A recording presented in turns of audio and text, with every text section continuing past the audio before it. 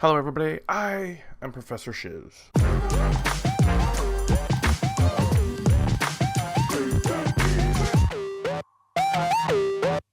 Filling in for ThatShizNickGuy today.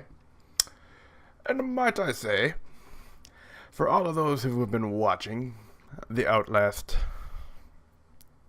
gameplay, the ending was hard to take in.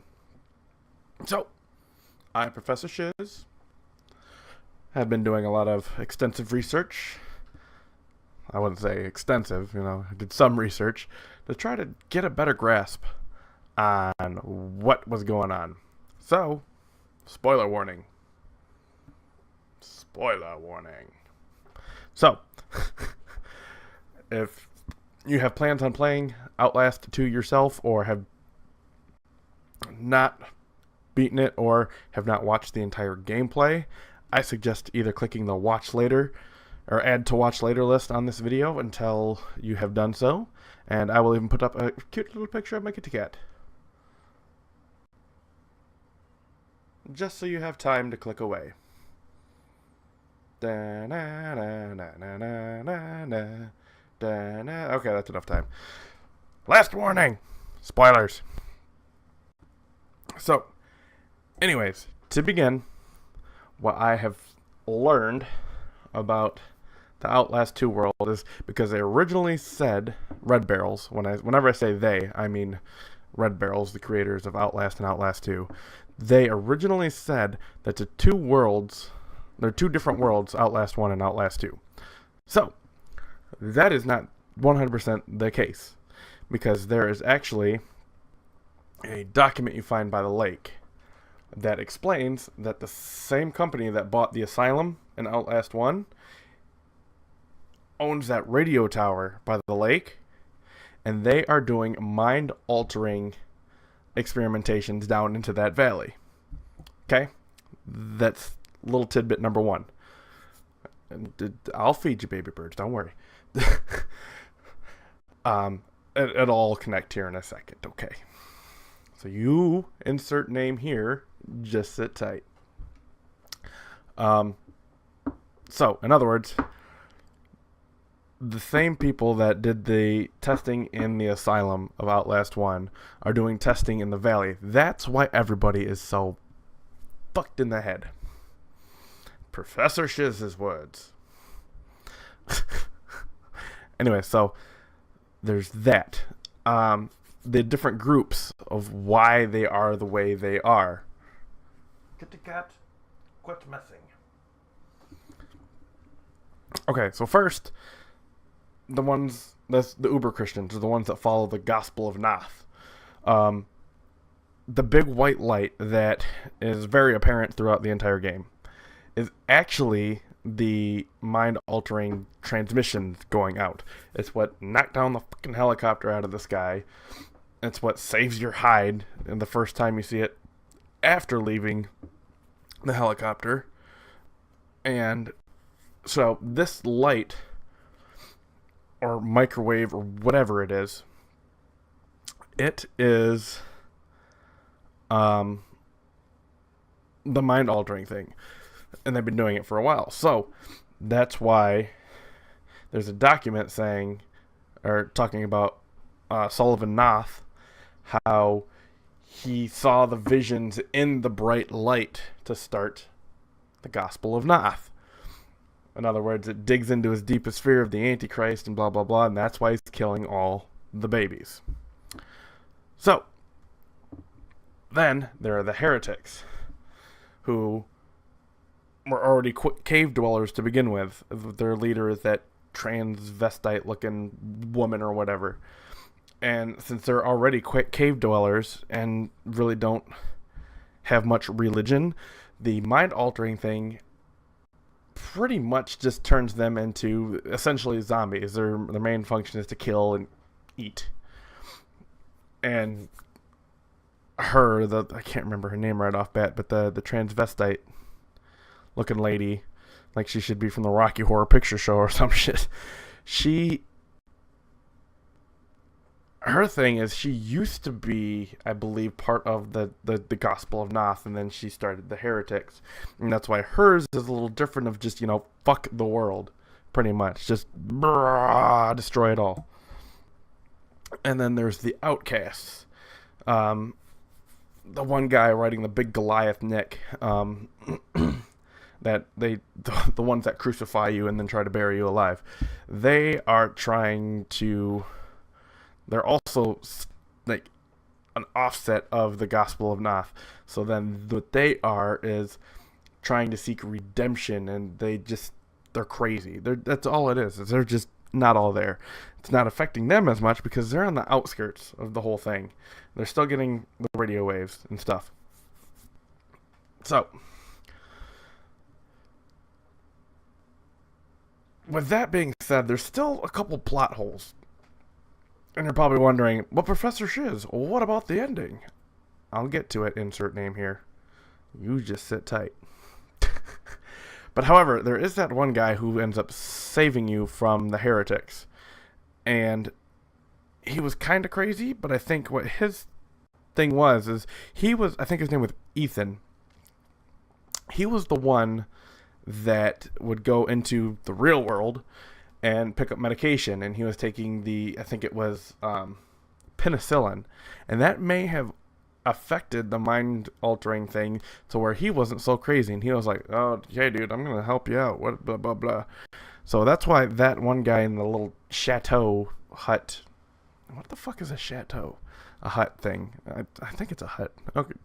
Side note, my bad. So anyways, so then there's that guy. And then the thing to try to explain the weird hallucinations of when you, Blake, are having the hallucinations of the school and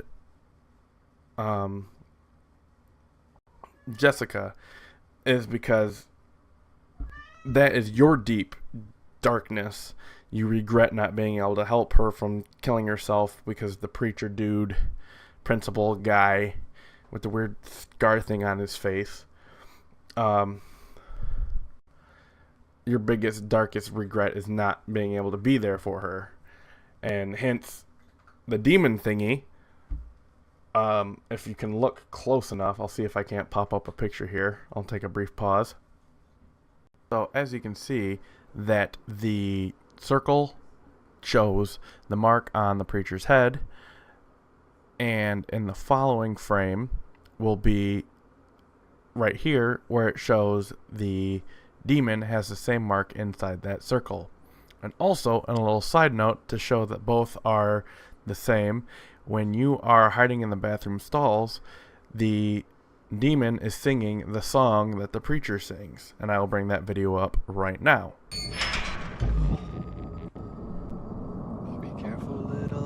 What you see, oh, be careful, little eyes, what you see. There's a father up above, and he's looking down in love, so be careful. God damn it. There should be a scar over that demon thing in the hallucinations, showing that demon thing is Blake's manifestation of the principal and his evilness towards Jessica. And so, and the reason, and these are all from the mind-altering transmissions or whatever you want to call them, because the first one happens after the light. And so that is, you're being exposed to the mind-altering, and that's why you're starting to lose your mind. And then this is where it kind of ties that into the ending.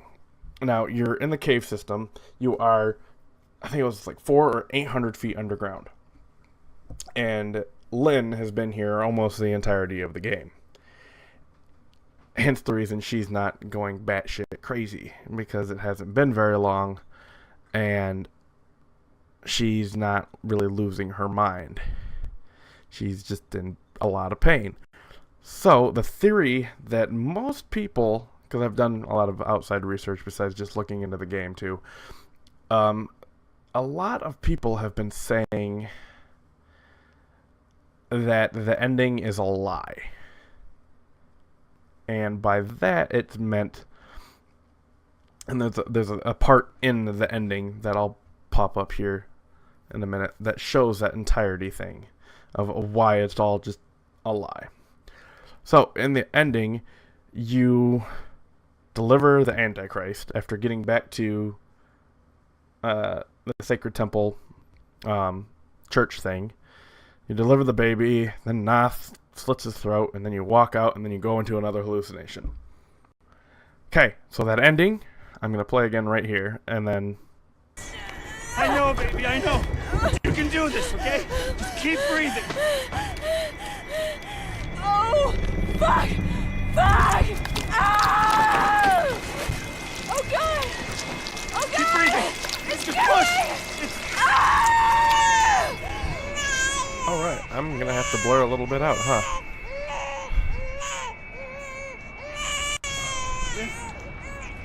Lynn! There's nothing there. Oh, Jesus God! Lynn! Lynn! Lynn! No!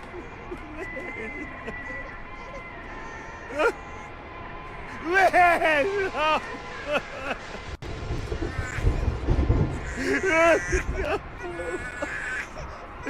Lynn! Oh, snaps. Ah!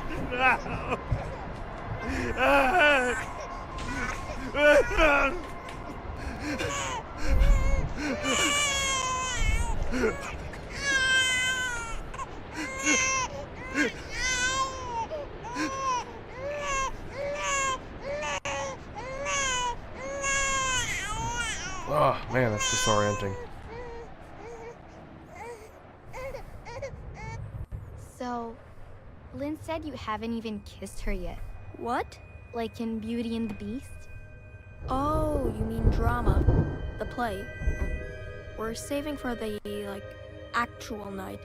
Uh-huh. We are. Okay.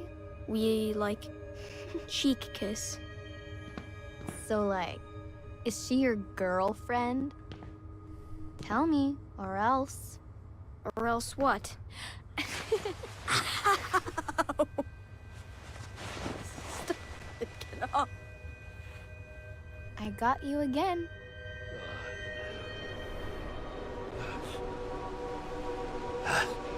That's the child, isn't it? My God. We're taking care of my children. But yours... I am powerless again. The child's too strong already. You've murdered paradise. What the hell are you talking about? God has gone silent. Since the storm, the birth. Who will he have if he destroys us all? Who will he have left to punish? I killed my children. All of them. Every last one. There's no more perfect faith than that. And still, God is silent. Kill that child if you can. If you love anything at all, crush its skull under your heel. Don't do it, Blake. I know God doesn't hear dead men, but I expect he answers them.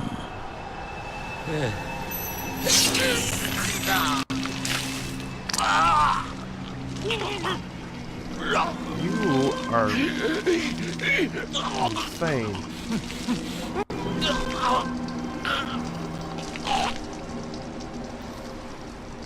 The hell?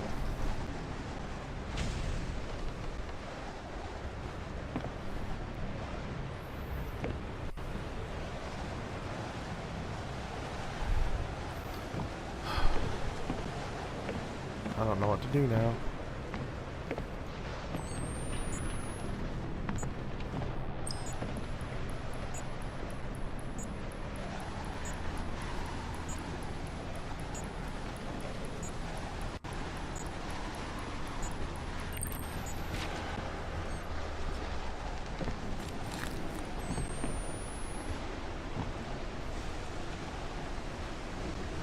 Do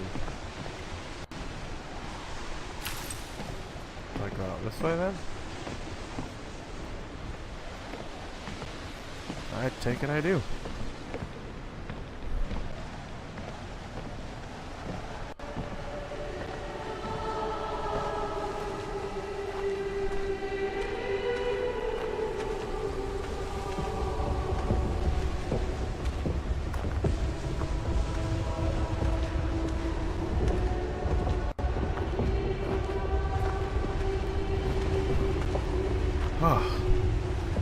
Sorry if this episode is a little bit longer, but like I said, I'm towards the end, and I'm going to keep going until I'm done. At least I think I'm towards the end. If not, I might break this whole recording up into at least 2.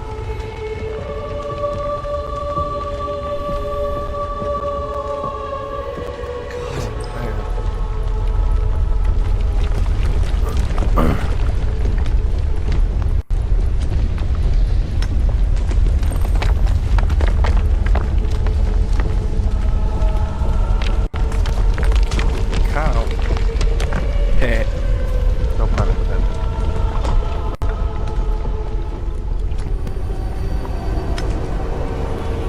What the hell?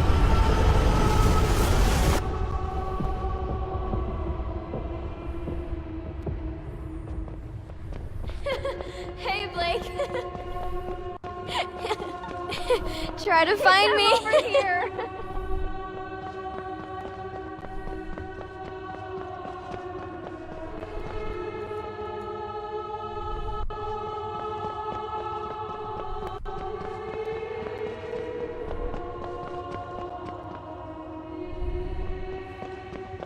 This way, Blake.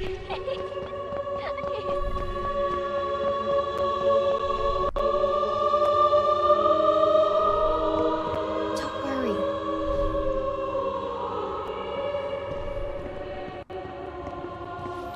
I'm so confused to what's I'll going on. never let you go. You never let me go. Now the light has gone away. Savior, listen while I pray, begging thee to watch and keep, and send me quietly to sleep. Watchful Savior, wash away all I've been wrong today. Help me every day to be gentle, gentle, more like thee. Now, what it is during the entire part where you're running through all the chaos and the lightning storm and everything, you, Blake, who have been starting to go crazy, think that the pain that Lynn is feeling is pregnancy, and she's about to give birth, which is impossible, but having only been like 5 hours, which we all know doesn't happen. There's the theory that through all the blackouts and the going crazy that, 9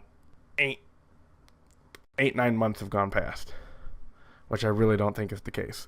However, the one that makes the most amount of sense is the fact that after giving birth and after you deliver the Antichrist, what happens is stupid cat. The thought is that you, being all crazy and whatnot, hallucinate delivering the Antichrist. And Nath, sitting there, witnesses it because he is also affected by that mind-altering transmission. So he sees it, you feel and see it, but Lynn says to you, there is nothing there. Which tells me there... And then she dies. So that tells me there's no baby in Blake's hand. And that the ending where he walks out and then ends up in another hallucination where him and Jessica are back in the cafeteria fridge where they messed around and stuff. And then she says that little prayer, and then it cuts to the, the credits. So that tells me the whole pregnancy, the Antichrist, and all that is all a hallucination. It's all a lie. It's not real. And the ending of being stuck back in the school with Jessica is Blake finally succumbing fully to the mind-altering transmissions, and he is 100% bonkers now. Now, that is the biggest theory out there, the most accurate, and the one that seems the most correct, because it has the most to back it up in the game itself. Unless things are different when, the DLC that is going to come out at some point, unless that has anything different to say about anything. However, it's the biggest conciseness on the internet that is what the ending in the entirety of the game mean. The whole asylum and all of this are all connected by the fact that the same company owns the radio tower, and as the same people that opened the asylum and did all the testing there. That's how the two are connected, besides the whole cameraman aspect. And then the fact that the ending is just pretty much none of it was true. It was all mind altered, and Lynn dies and Blake finally gives in to his insanity. That is the ending as I see it. However, they tend to do this with the Outlast and kind of leave it open to interpretation. But that seems to be the best concrete evidence-filled interpretation that I've been able to find with my own evidence, along with things pointed out on the internet. So, there is that. So, if you like what I saw, give it that thumbs up treatment, and tell me what you think of the ending down below, and I'll see you guys in the next video. Peace and love. Well, folks, it's time to kick it old school, so you can feel cool. Give it to me, baby. Baby. Yeah.